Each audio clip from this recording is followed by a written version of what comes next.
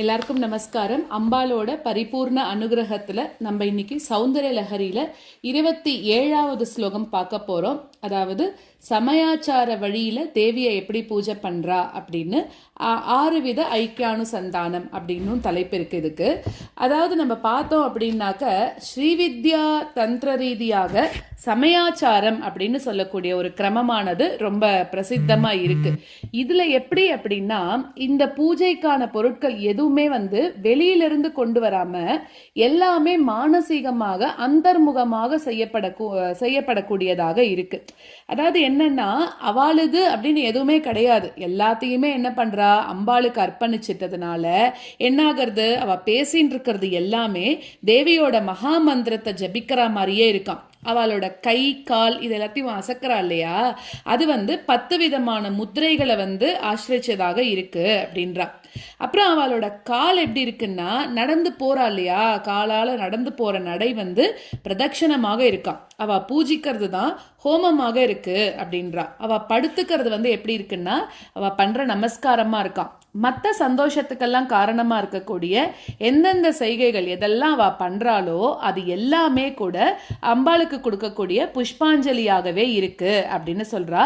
இதே போல தன்னோட ஆத்மாவை தேவி கிட்ட அர்ப்பணம் பண்ணிட்டு பராசக்தியையும் தன்னையும் ஒன்றாக சேர்த்துக்கிறது ஒரு விதமான ஐக்கியம் அப்படின்னு சொல்லி இந்த ஸ்லோகத்துல சொல்றா. ஸோ இந்த ஸ்லோகத்து மூலமாக சமயாச்சார வழியில அம்பிகையோட பூஜை அதை பத்தி சொல்றா. என்னன்னாக்க நம்ம சாதாரணமா பேசக்கூடிய பேச்சு கூட அம்பிகையோட ஜபமாக ஆகணும். அதே மாதிரி தீய உணர்வுகள் எல்லாத்தையும் நம்ம தவிர்த்துடணும் அப்படின்னு சொல்றா. நம்ம செய்யக்கூடிய எல்லா செயல்களும் பூஜா விதிகளாகவே இருக்கட்டும் அப்படின்னு சொல்றா. இந்த ஸ்லோகத்தை சொல்றதுனால நம்மளோட மனசானது சுத்தமாகும். இதுக்கு இணையாக இருக்கக்கூடிய லலிதா சகஸ்ரநாமாக்கள் சமயாச்சார தத்பரா அப்படின்னாக்க சமயாச்சார வழி மூலமாக ஆராதிக்கப்படக்கூடியவள். அடுத்ததாக ஞானமுத்ரா, ஞானமுத்ரையாக இருக்கக்கூடியவள். தசமுத்ர சமாராத்யா அப்படின்னாக்க 10 விதமான முத்திரைகளால வணங்கப்படக்கூடியவள் அப்படின்னு அர்த்தம்.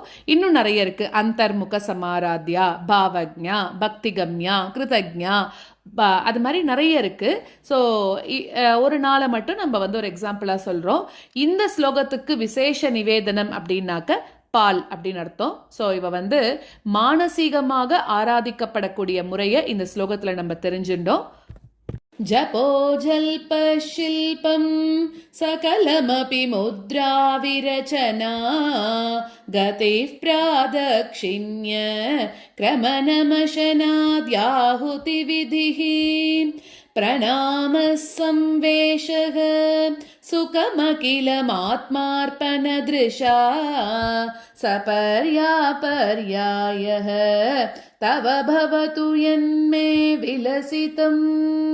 ஜபோ ஜல்ப ஷில்பம் சகலமபி முத்ரா விரச்சனா கதிஃப் ப்ராதக்ஷிண்ய க்ரமநமஷனாத்யாஹுதி விதிஹி பிரணாம சம்வேஷக சுகமகிலமாத்மார்ப்பணத்ருஷா சபர்யாபர்யாயः தவ பவது யன்மே விலசிதம்.